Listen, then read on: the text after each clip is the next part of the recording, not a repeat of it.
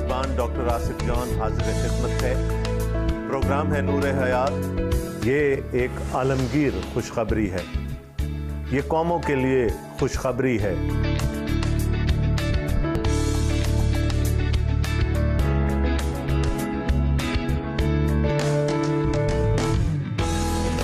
وہ شخص آنے والا ہے جو مجھ سے زوراور ہے، میں اس لائق نہیں کہ جھک کر اس کی جوتیوں کا تسمہ کھولوں۔ یہاں پر تو دو عالم کا بادشاہ دنیا میں آنے کو ہے، تو پھر کیسے ممکن تھا کہ اس کے آگے کوئی ہرکارا نہ آتا؟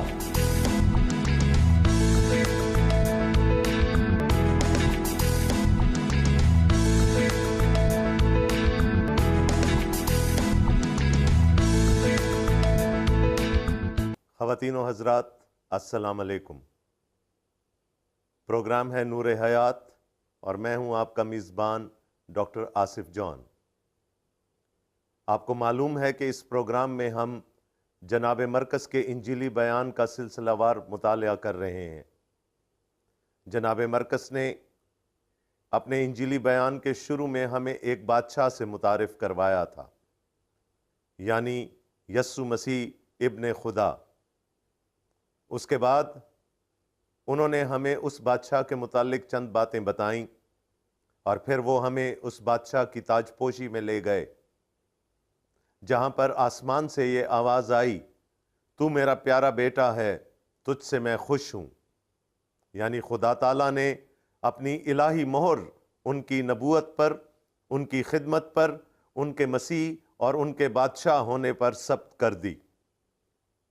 پچھلے پروگرام میں ہم نے ان کے اختیار کو دیکھا تھا، کیونکہ یہ بادشاہ اس دنیا کا بادشاہ نہیں تھا، اس کا تعلق اس زمین کی بادشاہت سے نہیں تھا، یہ بادشاہ دو عالم کا بادشاہ تھا، اس لیے اس کا اختیار بھی اس زمین کے بادشاہوں سے بہت زیادہ تھا۔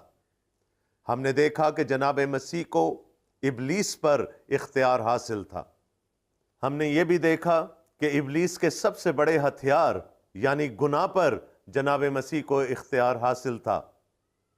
ابلیس نے جھانسا دے کر حضرت آدم کو اور بی بی حوا کو اپنے اختیار میں کر لیا، ان سے گناہ سرزد ہو گیا، اور اس طرح سے وہ خدا تعالیٰ کے اختیار سے نکل کر ابلیس کے اختیار میں چلے گئے، اور ابلیس آج دن تک گناہ ہی کے وسیلے سے ہماری زندگیوں پر اور اس زمین پر بادشاہت کرتا ہے۔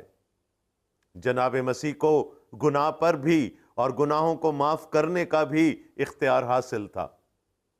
اور پھر ہم نے یہ بھی دیکھا کہ نہ صرف یہ بلکہ ان کو گناہگار انسانوں کی زندگیوں پر بھی اختیار حاصل تھا۔ انہوں نے اپنے 4 حواریوں کو آواز دے کر بلایا، اور یہ اس آواز کا، اس بلاہٹ کا اختیار تھا کہ وہ سب کچھ چھوڑ کر، اپنا گھر بار چھوڑ کر، اپنے اہل و عیال چھوڑ کر، اپنا کاروبار، اپنا روزگار چھوڑ کر جناب مسیح کے پیچھے ہو لیے۔ تو دوستو، اس بادشاہ کو ابلیس پر، گناہ پر اور گناہگار انسانوں کی زندگیوں پر مکمل اختیار حاصل تھا۔ ابلیس اپنے حواریوں سے، اپنے ساتھیوں سے، اپنی افواج کے ذریعے سے اپنے اختیار کو قائم کرتا ہے، اور بد ارواح اس کی ساتھی ہیں، اس کی حواری ہیں، وہ اس کے کہنے پر انسانوں کی زندگیوں کو تباہ اور برباد کرتی ہیں۔ جنات کہہ لیجئے، آپ بد ارواح کہہ لیجئے، ارواح خبیثہ کہہ لیجئے، یہ سب اس فوج کا حصہ ہیں جس پر کہ ابلیس کو مکمل اختیار حاصل ہے۔ آج ہم جناب مرکز کے انجیلی بیان سے ایک واقعے کا ذکر پڑھیں گے۔ یہ جناب مسیح کا ایک اور معجزہ ہے، اور جیسا کہ پچھلے پروگرام میں ہم نے دیکھا تھا کہ ان کو ابلیس پر اختیار حاصل تھا، آج ہم دیکھیں گے کہ کس طرح سے جب ایک انسان پر بد ارواح نے قبضہ کر لیا تو جناب مسیح نے کیسے اپنے اختیار سے اس شخص کو مخلصی اور نجات اور چھٹکارا دلوایا۔ آئیے ہم انجیل شریف کی تلاوت کا شرف حاصل کریں، اور میں آپ کے لیے آج پڑھ رہا ہوں جناب مرکز کا انجیلی بیان، اس کا پہلا باب اور اس کی 21ویں آیت سے لے کر 28ویں آیت تک۔ انجیل شریف میں لکھا ہے، پھر وہ کفرنہوم میں داخل ہوئے اور وہ فی الفور سبت کے دن عبادت خانہ میں جا کر تعلیم دینے لگا، اور لوگ اس کی تعلیم سے حیران ہوئے، کیونکہ وہ ان کو فقیہوں کی طرح نہیں بلکہ صاحب اختیار کی طرح تعلیم دیتا تھا۔ اور فی الفور ان کے عبادت خانہ میں ایک شخص ملا جس میں ناپاک روح تھی۔ وہ یوں کہہ کر چلایا کہ اے یسوع ناصری، ہمیں تجھ سے کیا کام؟ کیا تو ہم کو ہلاک کرنے آیا ہے؟ میں تجھے جانتا ہوں، تو کون ہے؟ خدا کا قدوس ہے۔ یسوع نے اسے جھڑک کر کہا، چپ رہ اور اس میں سے نکل جا۔ پس وہ ناپاک روح اسے مڑوڑ کر اور بڑی آواز سے چلا کر اس میں سے نکل گئی، اور سب لوگ حیران ہوئے اور آپس میں یہ کہہ کر بحث کرنے لگے کہ یہ کیا ہے؟ یہ تو نئی تعلیم ہے۔ وہ ناپاک روحوں کو بھی اختیار کے ساتھ حکم دیتا ہے اور وہ اس کا حکم مانتی ہیں۔ اور فی الفور اس کی شہرت گلیل کی اس تمام نواحی میں ہر جگہ پھیل گئی۔ یہ جناب یسوع المسیح کی انجیل ہے۔ آمین۔ اختیار، ابلیس پر اختیار، بد ارواح پر، ناپاک ارواح پر اختیار، اور اس اختیار کا ایک مظاہرہ ہم عبادت خانہ میں دیکھتے ہیں، جبکہ جناب یسوع المسیح اس روز جو کہ سبت کا دن تھا، یوم السبت تھا، عبادت کی غرض سے عبادت گاہ میں تشریف لے گئے۔ اور جب وہ کھڑے ہو کر، یہ اس زمانے کا دستور تھا کہ جب کوئی ربی کسی عبادت گاہ میں جاتا تھا تو اس سے یہ درخواست کی جاتی تھی کہ وہ درس دے اور واعظ کرے۔ جناب مسیح سے بھی یہی کہا گیا، اور انہوں نے یہودی روایت کے مطابق کلام پاک کا ایک حصہ پڑھا اور پھر بیٹھ کر اس کی تفسیر فرمانے لگے۔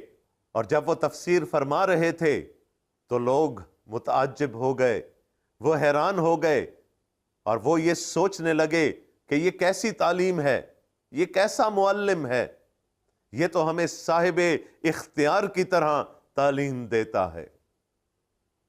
دوستو، پچھلے پروگرام سے ہم جناب مسیح کے اختیار پر بات کر رہے ہیں، اور یہاں پر ہم ان کے تعلیم دینے کے انداز میں بھی ان کے اختیار کو جھلکتا ہوا دیکھتے ہیں، اور اس قدر جھلکتا ہوا دیکھتے ہیں کہ لوگ ان سے متاثر ہوئے بغیر نہیں رہ سکتے۔ وہ حیران ہو کر ایک دوسرے سے کہنے لگے کہ یہ کیسی تعلیم ہے، یہ کیسا استاد ہے جو صاحب اختیار کی طرح ہمیں تعلیم دیتا ہے۔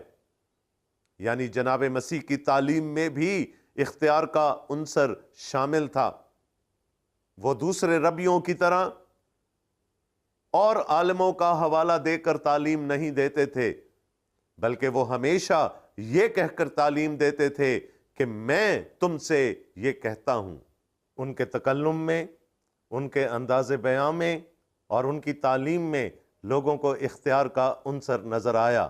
یوم السبت پر اس عبادت گاہ میں ایک شخص آیا جس پر جنات کا سایہ تھا، یعنی وہ ناپاک ارواح کے اختیار میں تھا۔ اور جیسے ہی اس شخص کی نظر جناب یسوع المسیح پر پڑی تو وہ چلا اٹھا۔ دوستو، ابلیس کا سب سے بڑا ہتھیار یہ ہے کہ وہ چھپ کر وار کرتا ہے، وہ سامنے نہیں آنا چاہتا۔ اس کی ساتھی افواج، بد ارواح، ناپاک ارواح بھی چھپ کر رہنا چاہتی ہیں۔ وہ نظروں سے اوجھل ہو کر زندگیوں پر قابض ہوتی ہیں اور ان زندگیوں کو تباہ اور برباد کرتی ہیں۔ لیکن جب اس شخص کا سامنا جناب یسوع المسیح سے ہوا تو وہ ناپاک روح جو اس کے اندر تھی وہ چھپی نہ رہ سکی، بلکہ وہ زور سے چلا اٹھی۔ اس نے اس شخص کے گلے کو استعمال کیا، لیکن اندر سے آنے والی آواز اس شخص کی نہیں تھی بلکہ اس ناپاک روح کی تھی۔ یہاں پر ایک چیز آپ پر واضح کرنا چاہتا ہوں، کہ انسان کا علم تو بہت محدود ہے، انسان کا علم ناقص ہے، لیکن ابلیس اور اس کی ساتھی قوتیں ہم سے زیادہ علم رکھتی ہیں۔ اور یہاں جو مکالمہ اس ناپاک روح اور جناب مسیح کے درمیان ہوا، اس سے ہم پر یہ ظاہر ہوتا ہے کہ دو چیزوں میں بد ارواح کا، ناپاک ارواح کا، ابلیس کا علم ہم سے زیادہ ہے، اور وہ دو چیزیں ہیں علم المسیح اور علم الآخرت۔ بد ارواح کا علم المسیح ہم سے یعنی انسانوں سے کہیں زیادہ ہے۔ ہم اس واقعے میں بھی دیکھ سکتے ہیں، اور آگے چل کر بھی بہت سی جگہوں پر ہم پر واضح ہوگا کہ جب کبھی کسی بد روح کا سامنا جناب مسیح سے ہوا تو وہ فوراً ان کو پہچان گئیں، وہ جانتی تھیں، ابلیس بھی جانتا ہے کہ جناب یسوع ہی مسیح ہیں، وہی اس کائنات کے اصل فرما رواں ہیں۔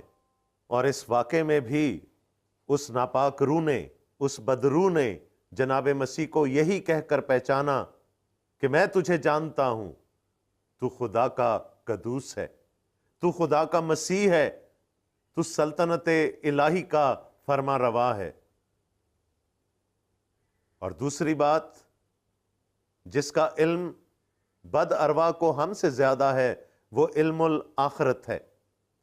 ابلیس اور ہر بد روح یہ جانتی ہے کہ ان کو انجام تک پہنچانے کا فریضہ جناب مسیح سر انجام دیں گے، اور ان کو یہ بھی معلوم ہے کہ یہ کب ہوگا۔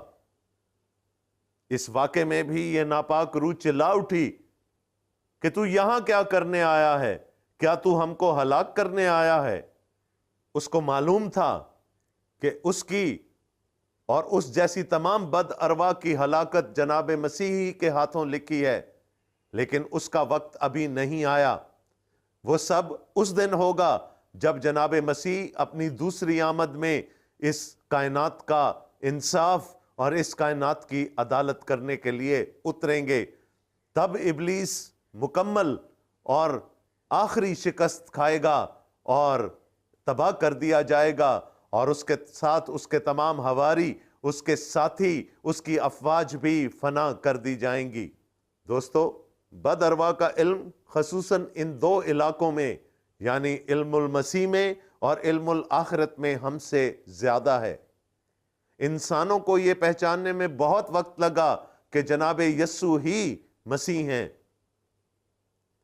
اور ہمارا علم الآخرت بھی شاید ناقص ہے، لیکن ابلیس اور اس کے حواری ان علاقوں میں ہم سے زیادہ علم رکھتے ہیں۔ جناب مسیح نے حکم فرمایا کہ اس شخص کو چھوڑ کر نکل جا۔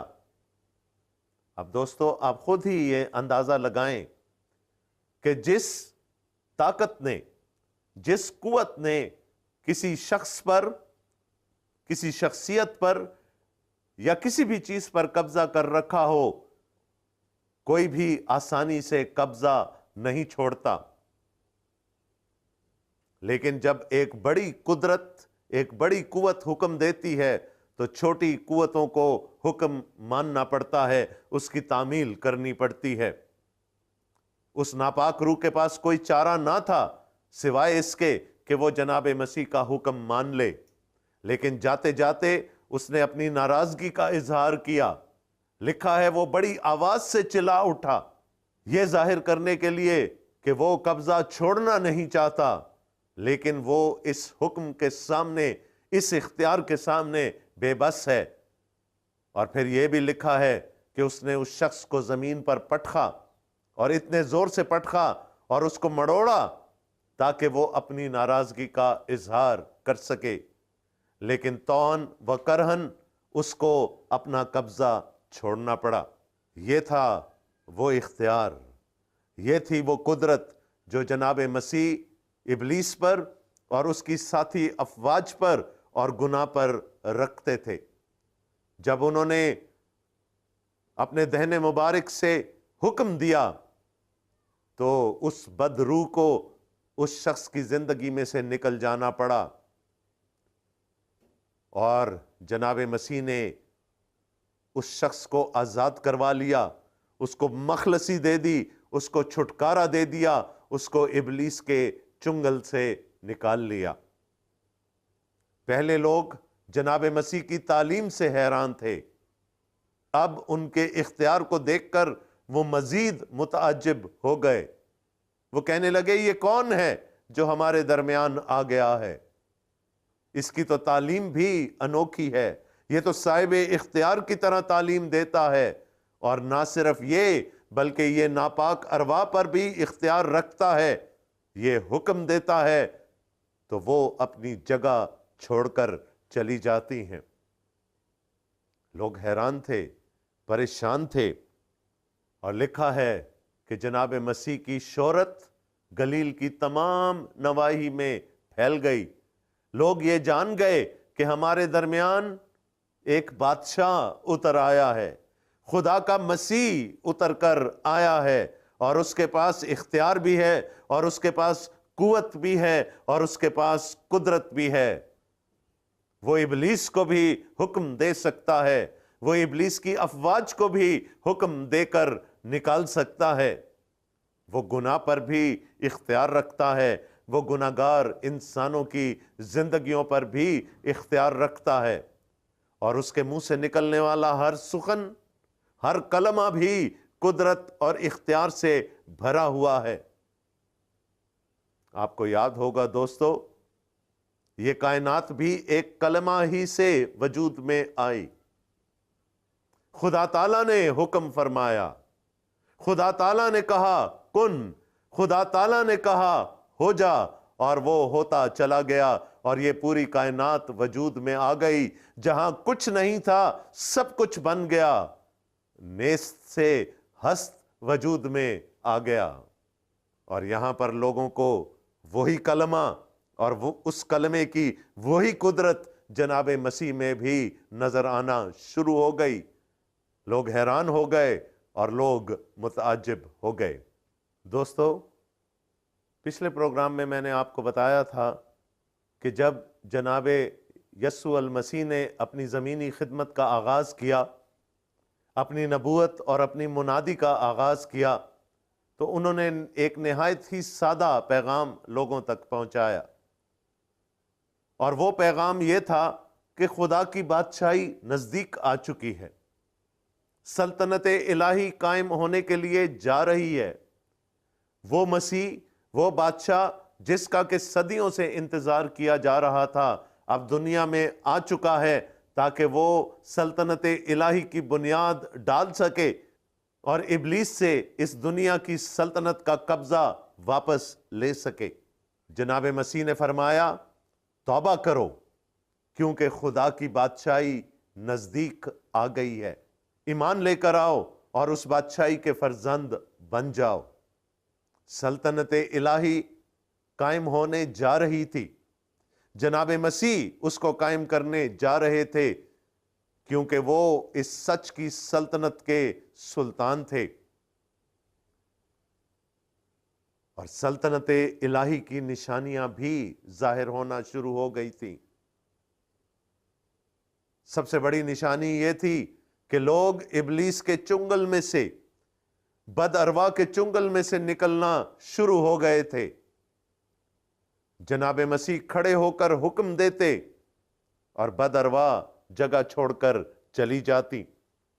یہ اس بات کی بڑی واضح اور صریح نشانی تھی کہ سلطنت الہی کی بنیاد ڈال دی گئی ہے، سلطنت الہی کی شروعات ہو چکی ہیں، اور جو بھی اس سلطنت میں آئے گا وہ ابلیس سے اور اس کے حواریوں سے چھٹکارا اور مخلصی اور نجات پالے گا۔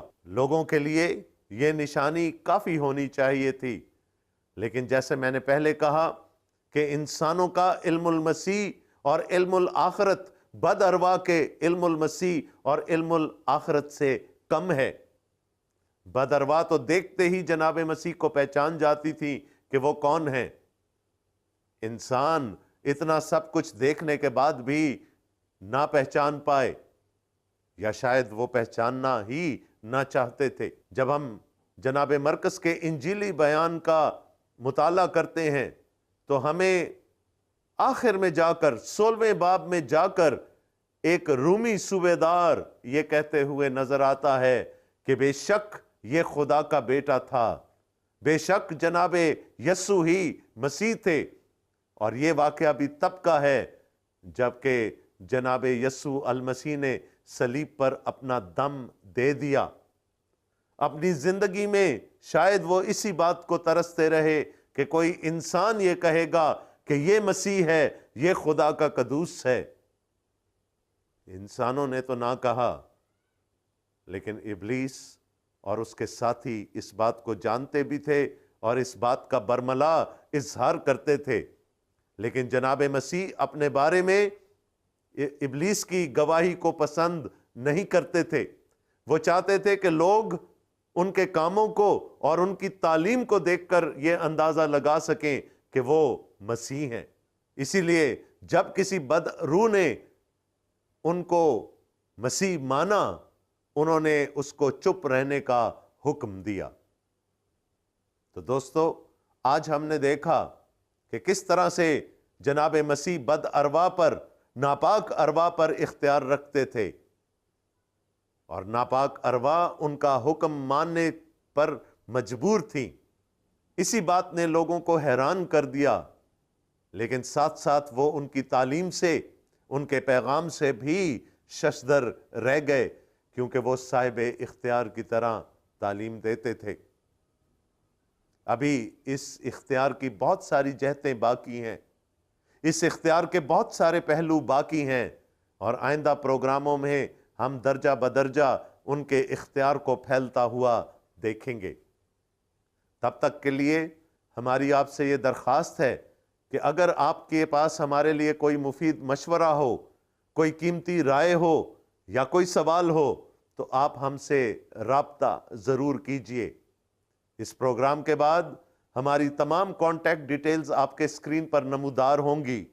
ہمارے فون نمبرز، ہمارا ای میل ایڈریس، ہمارا فیس بک ایڈریس اور ہمارا اسکائپ ایڈریس سب آپ کی اسکرین پر آئے گا۔ آپ اپنے پسند کے میڈیم سے ہم سے رابطہ کر سکتے ہیں۔ اور ہاں دوستو، اگر آپ کو انجیل شریف یا بائبل مقدس چاہیے تو تب بھی آپ ہم سے رابطہ کیجئے۔ ہم اپنی پوری کوشش کریں گے کہ انجیل شریف کا کوئی نسخہ یا بائبل مقدس کا کوئی نسخہ آپ تک جلد از جلد پہنچا سکیں۔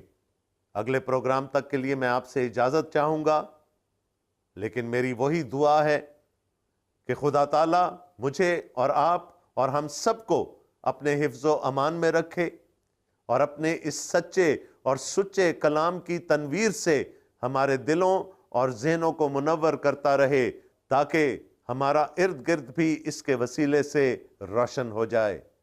آمین۔ خدا حافظ۔